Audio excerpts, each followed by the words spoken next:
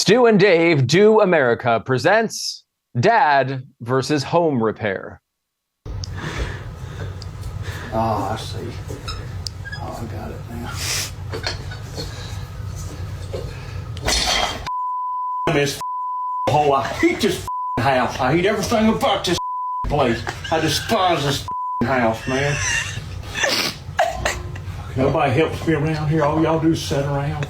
Shine the light up here if I can see. It's funny till you realize his 3-year-old is holding the camera. Then, I frankly, Dave, don't find it funny at all. I feel seen. I feel hurt. I'm questioning whether my wife submitted this video. This is not funny at all. It's just my day-to-day life. Every time I try to do anything around the house. it is true. Anytime I do anything, fix anything, I feel like I should be celebrated. Like change a light bulb, my family should reward me.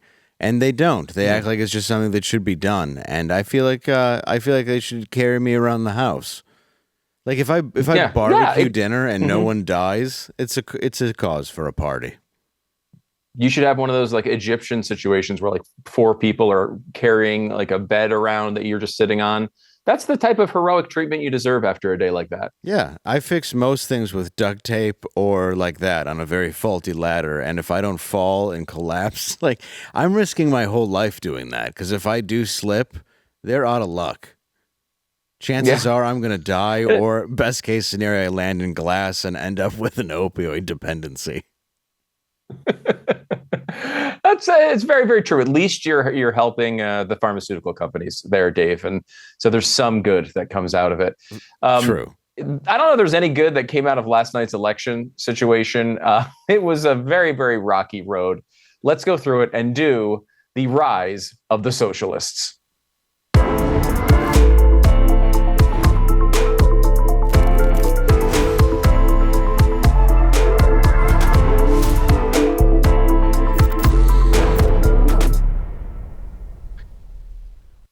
Welcome to Stu and Dave Do America. I'm Stu Burguiere along with Dave Landau. Ahoy, and we meet again. That's very true. Dave is going to be on the road coming up in a bunch of different cities. Dave, you want to go through some of them? Yes, this weekend I will be in Austin, Texas at Comedy Mothership. July 10 and 11, Huntsville, Alabama. July 17, 18, Springfield. I don't know why I slurred there. I'm not on drugs. Springfield Comedy Club. But this one, pretty important, July 25th, Farwell, Michigan. Rock, Michigan Red Fest with Ted Nugent. Do we have the poster? Maybe. No. Ooh, a poster? There it is. Oh, look at that. Me and Nugent. I mean, I'd argue you have top billing in that poster, Dave. That's pretty impressive. Yeah, they put me right there. It looks like well, I'm not going to explain what that looks like. I don't know if Ted's going to love that poster, but I think if anybody wants to go to that site and get ourselves, they can see me rock Ted Nugent from behind. Apparently, at the Rock Michigan Red Fest. That is July 25th. It's going to be a really great festival. There's a lot of speakers, as you can see. As of right now, they look like a diverse group of white men, but I'm sure that will change to other white men. So come on out and celebrate. I will say many of them, I think, after seeing this poster, may be canceling their appearance, Dave. Yeah, that's true. Maybe if we include them in the main photo. And that might be a little questionable. I think maybe we want to keep people out of those positions if it's at all possible. I think that might be the right way to go. Is it the awkward position? So it's going to be great. Going to be a great event. Going to be a great event, I'm sure. Yeah, it will be a lot of fun. People should come out, and it would be nice if we could rock Michigan red for real. Mm-hmm. Yeah, that would be incredible. That would be incredible. Not like I will they're say that going to eventually do to Jews in New York with actual rocks. Yeah, that's very, very true. That one seems more likely, frankly, at the moment than Michigan going red. But who knows? Yes. Long election ahead of us, but a crazy night last night as we had a clean sweep for Zohran Mamdani. 3 candidates he endorsed in New York in the primaries.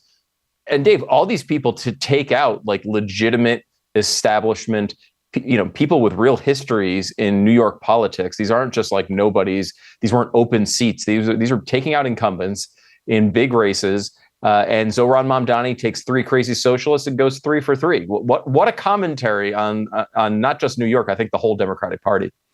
No, it's pretty exciting when you can. Well, I mean, they basically got out, several other Democrats to bring in the socialist Democrats. I mean, is that pretty much it?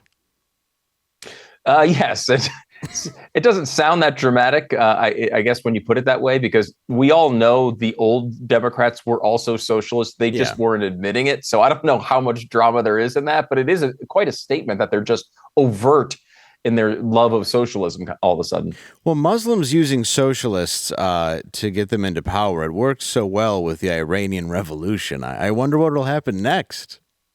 Yeah, sounds great. It's a great. I'm glad it's here, right on our shores. This is just absolutely wonderful. Right. They're saying that there are a lot of people tying this to Israel.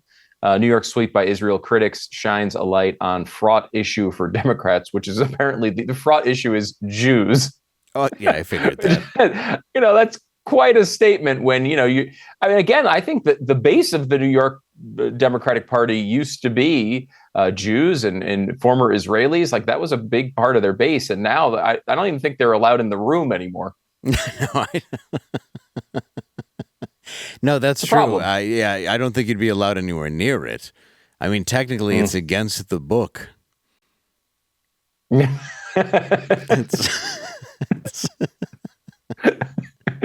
It's just amazing how well aligned that book is with like the New York City Democratic Handbook these days. It seems to be the same book all of a sudden, which they got a better chance if they just they have a better chance of having their constituents vote for bacon. It's probably true. Mamdani's political gamble pays off as his endorsed candidates sweep their primaries. Again, this is a risk for Mamdani in that, like, when you're coming up, you're rising in Democratic politics. You can either be the one who plays the game and goes along with everybody who's got the job already and play the long game, or you can do what Mamdani did here, which, I would argue someone like AOC has tried in the past. You go all the way, just all the way to the wall. You go as far as you can and hope it works out. And so far from Mamdani, I don't know if this is part of a Knicks hangover or what, but they love this guy. Well, they do. And also, I mean, aren't they going to win anyway? I mean, isn't that how this works? Yeah. It doesn't matter, really. I mean, from what we can tell, especially after what just happened in LA and what happened with Mamdani, magically, I'm sure they'll win regardless. I'm sure something will happen to make sure that they somehow stay in power. Look, it's just good fortune, Dave. These things are just, sometimes just luck. Even if they lose days later, its wonderful light. Yeah, days later, you can win magically.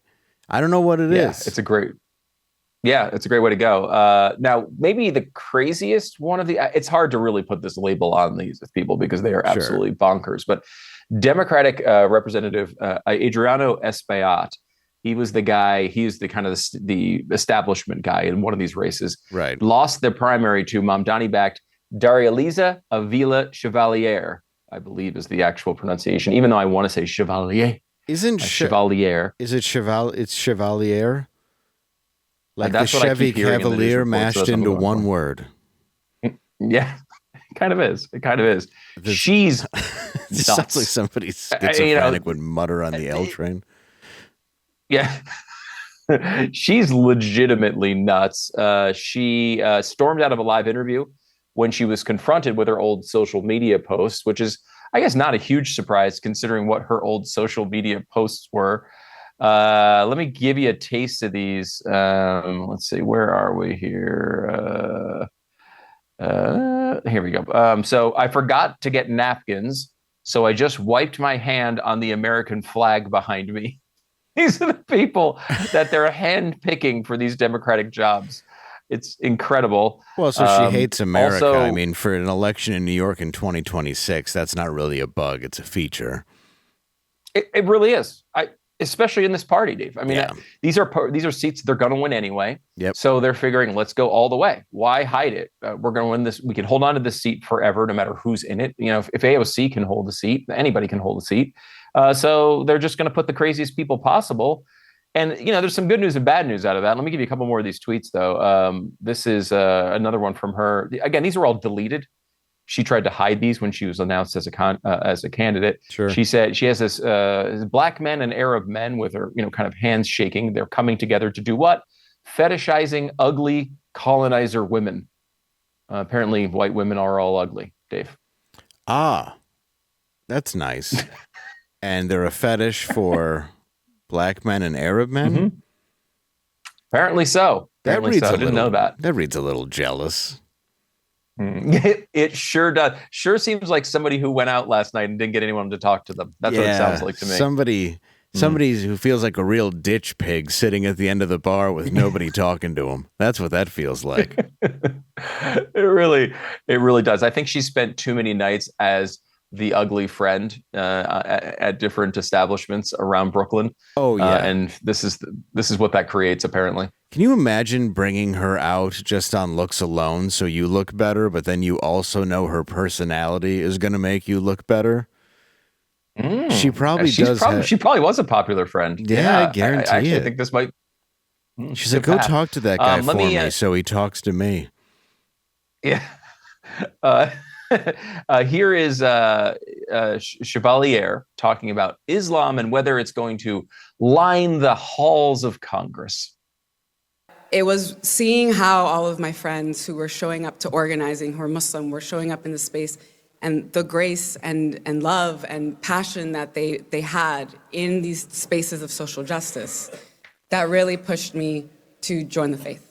And wanting to make sure that we are reflecting that, I'm reflecting that in every space that I'm in, and that, inshallah, if we make it to Congress, that we're reflecting that in the halls of power as well. That was Chevalier on March 7th. Notably, Dave, about only 7 days or 7 months away from October 7th, their favorite day on the calendar. Yes, that's their 4th of July. Kind of is. By the way, she was at an event on October 8th with all the grief of all the people dead on October 8th to celebrate Palestine, which is an interesting timing on that, the day after the October 7th attacks to go do that. You got to have a really special view of the world that has been outlined in many tracts, largely in German, back from the 1930s. Yes, there's a playbook on it. Yeah, it's exciting. It's Mein Kampf. It's something like that is the playbook that she's playing from. Seems like it translates either to My Struggle or My Great Ideas. I can't remember which one it is. I think some good came out of it. Freeways, that was the one good thing. I don't think you're allowed to give that credit. Although, if you would like, Dave, you could give all sorts of things credit and then run for the Democratic primary next election. You will probably get elected.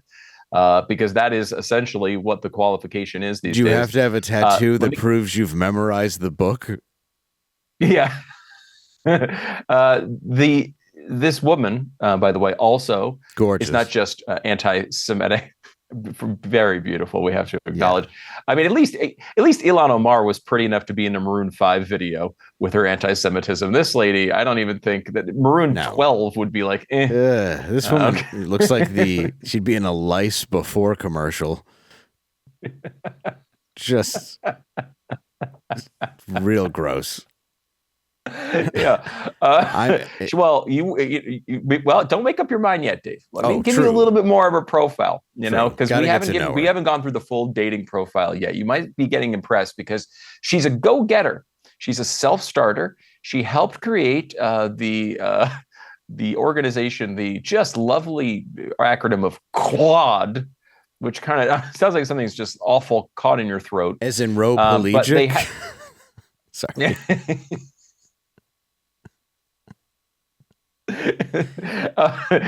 This is an organization with some really wonderful goals. Let me tell you about them, because it's not just about disliking Jews, which of course is a huge part of it, but also this. We are Westerners fighting for the total eradication of Western civilization, which, there's so much nuance in that statement, Dave. I don't know where she's coming from exactly. No. But she says she seeks the community and instruction from militants in the global South. So she wants to get instruction from terrorists all around the world. So a fantastic person we're going to put into Congress. That's her actual verbiage, I see. Yes, I wasn't making that up. And it's not from her, her Hinge page. This is an actual organization she started. Yeah, so she wants to bring in terrorists. I love how, well, at least she's completely willing to admit that she is pro-terrorist. So it's not like she's hiding it. You got to commend the honesty. Do you? I guess it's better than not knowing. I mean, I'm glad. I will say I'm a fan, Dave, of hearing these people speak. I feel like more words, not less. Yeah. More voices, not less. I want to know everything about what she thinks. But it's hard to give anybody credit who believes these things. These are things. I have a different view, I suppose, than a lot of different people in the world, and I guess you do too. Because I kind of think that what America's done for the world has really been good, really been positive. That instead of being, you look at the rest of the world, the global South, as they call it, which is filled with dictators and horrible situations where people struggle on a day-to-day basis just to feed their families. And then we have this incredible country that's been built on the back of capitalism, on the back of freedom, on the back of freedom of speech, and all of the things that we expect out of this country. And then we elect people who oppose every little bit of what's made this country great. Right. It's quite the commentary on half the nation and a good chunk of New York voters, that's for sure. Well, it's also because what's considered the majority here is also the global minority. So then when you bring in the actual people who, have ruined everywhere where they live. And I mean, if you want to be honest, you can talk about people who might like her, which is, you can say like, okay, you can convert people to Islam, or you can say they have a passion for social justice, and social justice in Islam means lining up leftists against a wall and shooting them in the head after they've served their purpose. They can do that down at City Hall, I guess, after they throw tomatoes at it for a few years. But realistically, is you bring people in and you do this, and they use the term, colonizers, like it's bad, which is really a fun term for, I don't know, the Western culture of building stuff, like air conditioning. That's colonizing. That's everything that's kind of what makes the Western culture great and why we don't want to live in a third world hellhole where they're actually from. I don't know why that's so awful, but it is why people do want to live here in America. And it's like, hey, we moved here and you can stop coming here and breaking all of our nice stuff. But for some reason, the people that use the word colonizer are against Western culture. Their voting base in New York a lot of the time is largely white transplants who are angry at their parents anyway. Yeah, no, it's totally true. And it's the same people that use the term. Sorry, go ahead. No, I was going to say it's the same people that use the term gentrification. It's like this idea that, hey, you had this really crappy area of town, and then we came in and built really nice places, and now the place is nice. And so how can we complain about that? It is the same attitude, right? There's this idea that things improving for people is this awful outcome for, I mean, again, only when you have a goal of ending Western civilization does this stuff make sense to you. But, look, I think we're in that place now where the left is so angry. They can't stand, Trump. I mean, someone said this and I don't remember who it was, but it was a great point on Donald Trump because he drives his enemies crazy. But the point was, when you drive your enemies crazy, you tend to have crazy enemies.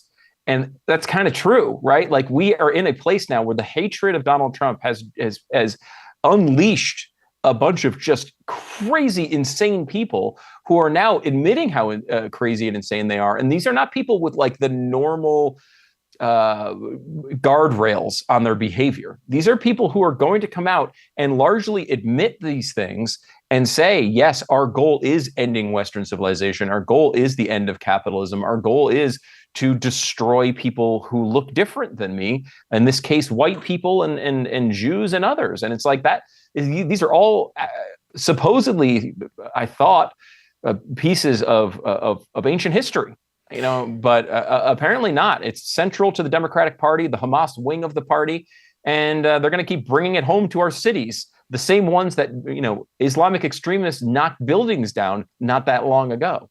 Right, which we can blame on George W. Bush or whoever else, but the reality is there is a part of Hamas that did do that. There's a huge hatred of America in them, and when somebody's even tweeting stuff like this, it proves that they're part of it.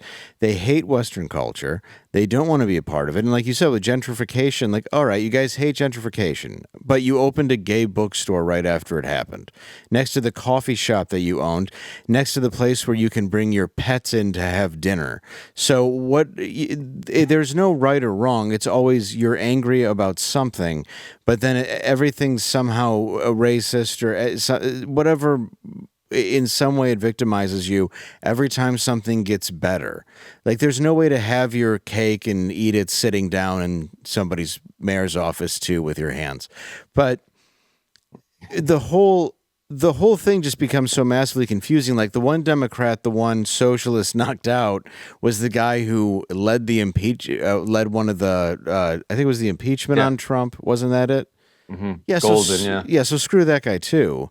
But it's like that guy thought he would lock in the vote forever because he was able to do that. Then he realizes that they'll turn on him just as quick. So how did that work out for you? So that they don't care. They just go after who's the more extreme and who's more of a lunatic. And I really don't think there's any research that anybody's actually doing to realize how hateful these groups are. You're against homophobia, you're against racism, and you're against people that are misogynistic. So you want to bring in Islam? Are you kidding me? It's as if they haven't read that book at all. It's almost like they have no Dave. idea what's in it. I don't know. There's something about burning 20 women in a cage because they wouldn't wear their face covers that makes me think they're misogynistic. Call me a couple more here, Dave, before we go.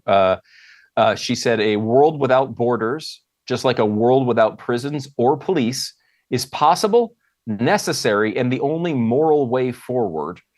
So no prisons, no police, no borders. She said, if you think your God gives you 38 virgins if you blow up a target.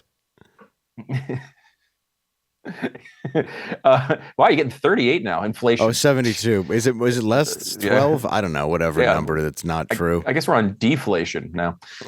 Yes, literally abolish the border. All deportation is wrong. Went on and on and on and on and on about this. She said that she was mostly a communist. She said most of the political theory she had read was communist, but the pyromania associated with anarchism is very intriguing to me. And she also wrote, seize the means of production. But who knows? We'll never really know if she's a communist or not, Dave. It's such a borderline issue. So Give me the last word here. So she likes fire? Yeah, she likes lighting the system on fire. And like, you know what the best job for that person is? Directly in the system. Give them a job in Washington, D.C. With, now probably at least 10, but probably more like 50 or 100 Democrats who think just like her. What could possibly go wrong? I mean, we are on the precipice of some really ugly things if this stuff continues. All right, we got to take a break. It's Stu and Dave Do America. Got a lot of great stuff coming up for you today. Make sure to follow Dave, DaveLandau.com, by the way, for tickets for anywhere he's going to be across the country. And of course, PredictableShow.com. Had another great night on these elections last night when it comes to predicting the outcomes of them. And this was one of the things, Dave. It was just like, well, the left's not going to select one of these people who's sane, or at least something that looked like an old school Democrat. They want people to burn the thing down. And so that's, again, I don't know if it's a positive outcome for the country, but at least made a few bucks off of their insanity. All right, we'll take a break. We'll come back on the other side. It's Stu and Dave Do America. Back in a second.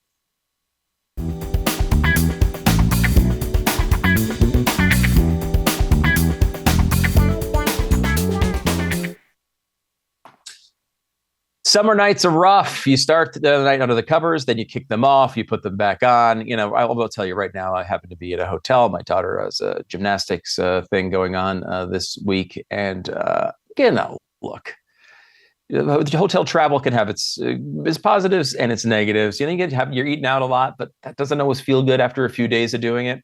And you sleep on a different bed, that's never a positive when you have a ghost bed at home, because there's not a ghost bed at this hotel. I'll tell you that. That bed is not not that nice. It's not like a ghost bed. It's not comfortable. It doesn't keep you cool all night long, even in the summer.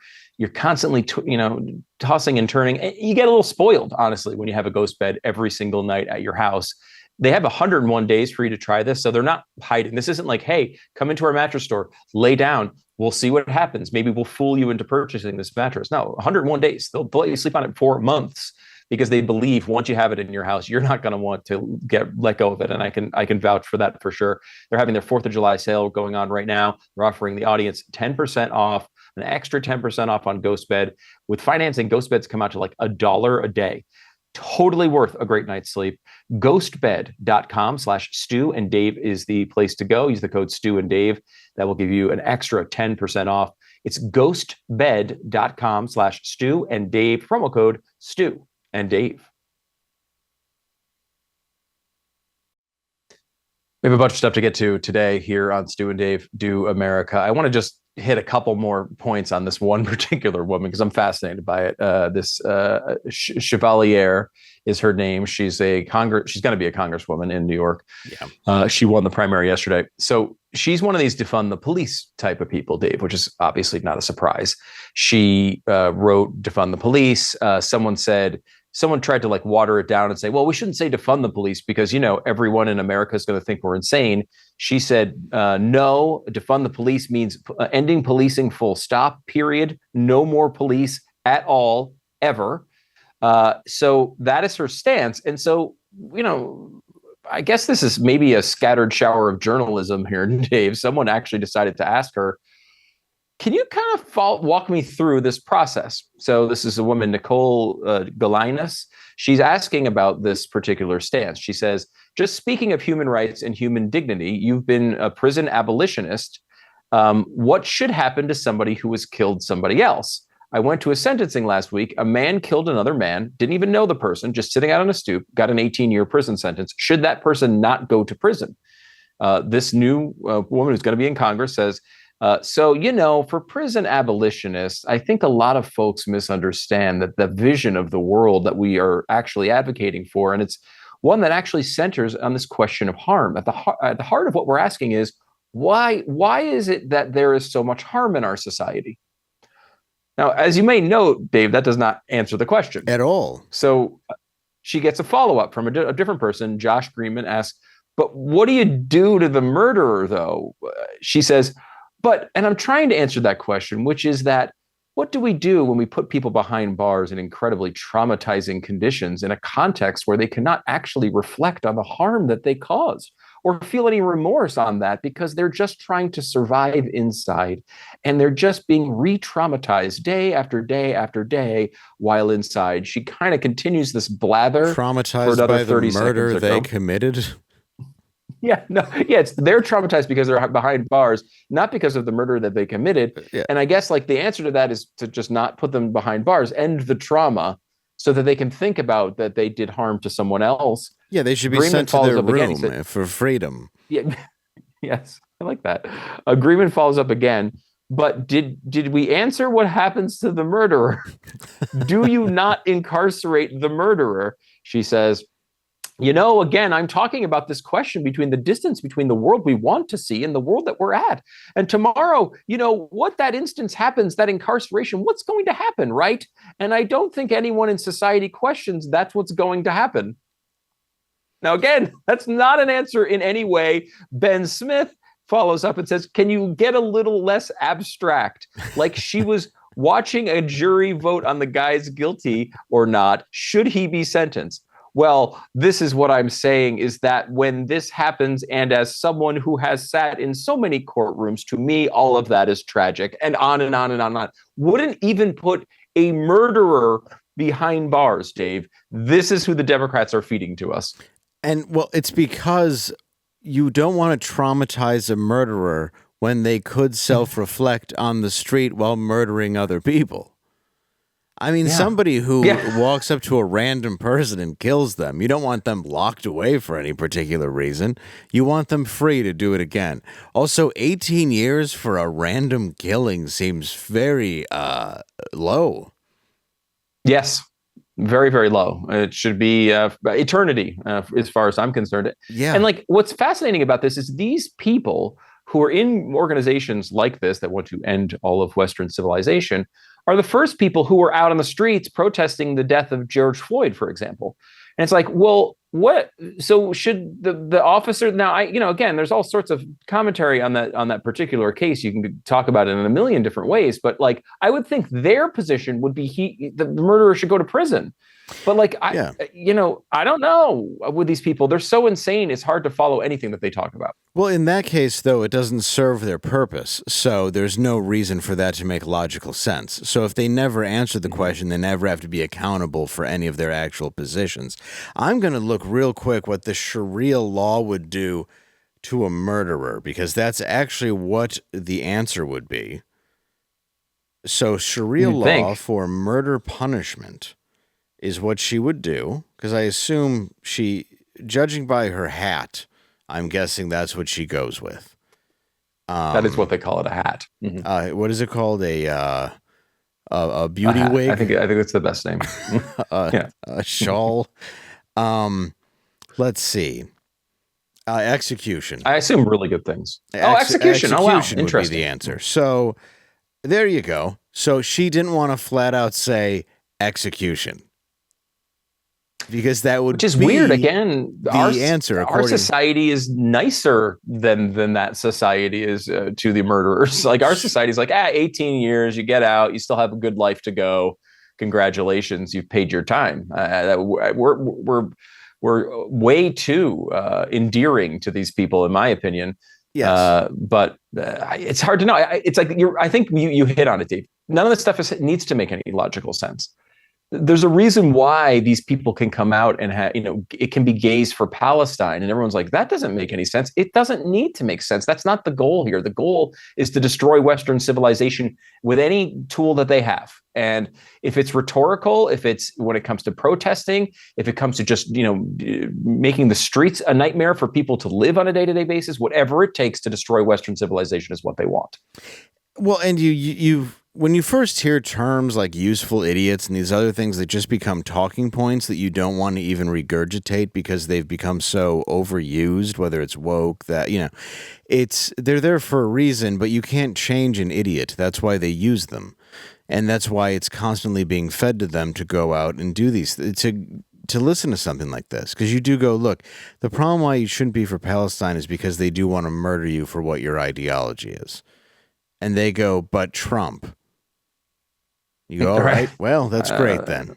So we'll go with that. And it's amazing. It really is amazing to see. I saw something, and I think Dave. Well, I saw something too when people were going against Nate Bargatze because he went to the fight, and I was looking at stuff online today, and somebody's like, "You can't be from America and be pro-American. That doesn't make any sense. Like, you can only be pro-America if you're somebody else, like my family that's from Iraq." No, that's not true at all, because you'd also have to have the opposite of that, or the invert of that, where I would have to be pro-Iraq, and I'm certainly not. I'm pro-America, where I was born, and I like living, and I like the freedom of it. Even though it's not perfect, there's a chance that it can be a much better society, or remain a decent society if we don't allow these people to keep coming over and destroying it. It's very true, Dave, and I think there's this has sort of been negative. I feel like we're locked in this death circle here as we talk about this. But let me give you at least a little bit of maybe a bright light, kind of through a crack in the wall in the distance. In that this is going to be a really tough year for Republicans in elections. And historically, this is the case all the time, right? Any president's in power, you have a midterm election, you're going to do poorly. The Republicans start from a place where they don't have many majorities anyway. And it's not to say that Republicans always do the right thing. They often don't. But usually they are less destructive to our society, at least than the other option. The one path they have to success is being able to tie the Democratic Party at large to people like Mamdani. And these elections make this easier and easier by the day. When you can say, I think legitimately, that this is the real party. This is not you saying, oh gosh, they're all socialists back in 1985. And you're like, oh gosh, are they really? They don't seem that way. maybe that was true back then. It's definitely not now. Massive chunks of this party are basically admitting it. And they're trying to do things like this, Dave. This is in Oregon. It's happening right now. Protect every animal from cruelty. Not in 2026, Oregon Democrats say. Now, they highlight in this New York Times story, the New York Times does a yeoman's work to try to normalize the Democratic Party. They're the guys, people pushing against this, when in reality, it's not really happening. But they say a possible referendum in Oregon on animal rights would end fishing, hunting, and even pest control, just when Democrats are trying really hard not to be seen as weirdos again. But that is the path to success for the Republican Party, is showing Democrats as the weirdos that they are. The reason why a lot of that exists and should is not only just a nature, a food chain, or, the fact that you don't want rats building up in your house, as well as cockroaches, vermin, disease. But a lot of the reason why that does exist is just, you don't want so many deers running into traffic. The same thing goes on in Michigan. You have to control the population. It's just part of the responsibility of life for human beings. But, that's good. If you want to lock people up because they stepped on a bug, which I assume that includes, but you don't want to lock somebody up who's randomly killed someone who was just sitting on their front porch, that all adds up.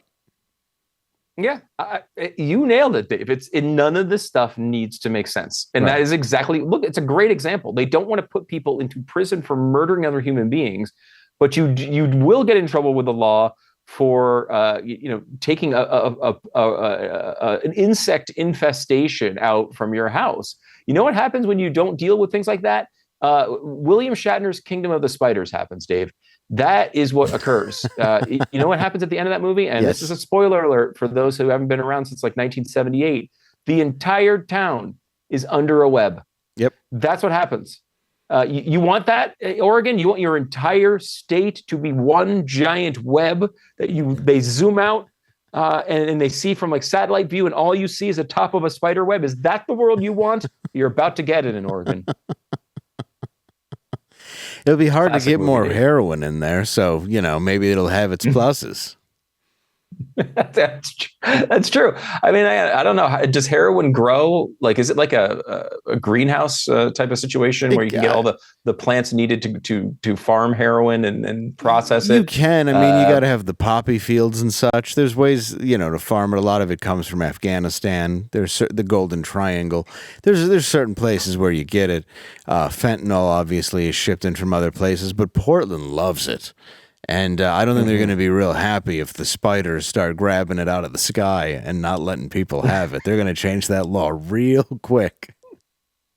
Very, very true. All right, we got to come back and take another break. We'll come back on the other side. We have a couple of, the whole world's just bizarre things happening. We've got another one for you next.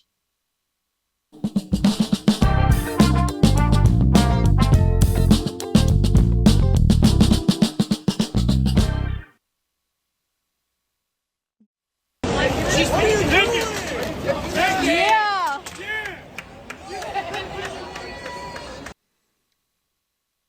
There she is, Dave. Angie Baez, 40-year-old JPMorgan employee who empties out the trash from a Knicks trash can and steals the trash can. What do you think?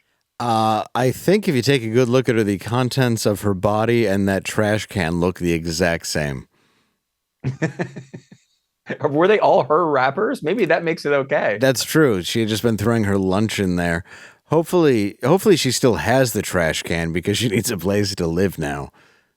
That is affordable housing in New York, is that That's right. trash can. I love the fact that she like a high up at JPMorgan. Yeah, she was apparently she was at least up until very recently a high-level DEI executive, which is hilarious. It's like I'm an Eagles fan here. So, really everyone expects whenever we win a game for us to do terrible, stupid things, much worse than stealing trash cans. It's hard for me to be too judgmental. I kind of feel like, Dave, the right outcome here is that JP Morgan rehires her because, she did something that a real Knicks fan might do, but then immediately fires her after rehiring her to tell her that her job was complete nonsense in the first place and they never should have paid her a cent. I think that's the only right outcome here. It's fair, too. I mean, so far, they're really doing great with the DEI hires. They have an Indian gentleman who claimed that he was a sex slave and tried to sue the company, where they almost offered him $1 million payout. And now they have this woman who I believe taped curls to the side of her hat, which looks a little racist on top of just the trash can felony. Or maybe it's a misdemeanor, but I don't think stealing public property is. And then, doing that on camera, trashing part of the city. So they're good. I think they should keep hiring the best of the best. Yeah, they certainly do. I'll just end this with this, Dave. It's like, look, what do they think was going to happen? You've got a 53 years without a championship. But you're going to have an entire day of a crazy parade where everyone has had 15 drinks. And then you're going to put these like collector's editions trash cans all over the side of the road. What do you think was going to happen? I blame Mamdani, just like everything else. I agree. Hallelujah. That's the way I'm going. As Medea says. Mm-hmm. All right, let's take a break. Back in a second.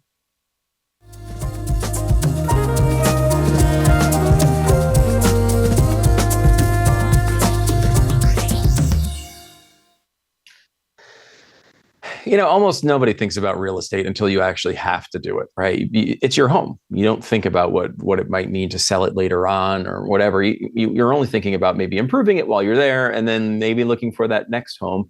Once you get to that position where you're looking for that next home, you need a real estate agent that is on your side for what might be the biggest transaction of your entire life. I mean, think about that. It's kind of the way it rolls, right? Like your first house is the biggest purchase you've ever made. And then hopefully you're maybe trading up into a house that's a little bit more expensive. And that's the biggest one you've ever made. And it keeps going until you die. And that's the end of your life, looking at a real estate agent. And then you're in a box. That's pretty much my version of what life is. Anyway, get a good real estate agent for those times. If that's the way you're going to live, you might as well have a good real estate agent. It's realestateagentsitrust.com. Go there, get the best agent in your area. They'll help you with a sale. They'll help you with the purchase, everything, both sides of the transaction. It's a free service to you. It's realestateagentsitrust.com, realestateagentsitrust.com. Make sure to check out the limited edition America 250 collection over at shop.blazemedia.com. We've got a great selection of hats, bathing suits even, beach towels, shirts, and so much more. And don't forget, they're trying to pit us against Pat Gray, which, if you think about it this way, we're basically the American freedom fighters, and Pat is like the British, in a field, lined up, and we're just taking them out constantly. That's actually a really cool shirt. I got to get me one of those. Yeah, hold on. I got, in case you're blood, hold on. Yeah, all right, there's Dave. Dave modeled this. Look at you're looking good, man. Look at that. Oh yeah, that's great stuff. That's great stuff. Oh yeah. All right, we're turning 250 years old. That only happens every 250 years or so. So it's hard to get the real estimate. 250,000 years. But, yeah. So get it at shop.blazemedia.com. We last week had a letter that we had to read from someone who was very upset about Pride Night going away at the Giants games potentially. We tried to read the letter. It went very awry. If you missed it, a lot of people commenting on that. Eugene writes, Stu and Dave, trying to get through that letter in that context is not even fair. That's how I felt about it. Quinn writes, full on belly laughing at all the jokes while Stu is desperately trying to get through the letter. I'm glad if you guys feel my pain, I will say. That's the one thing that makes me happy, because it was really that hard. Dave was hilarious and just impossible to get through, but it made it a lot of fun. I had a blast. I enjoyed it. All right, we'll see you tomorrow.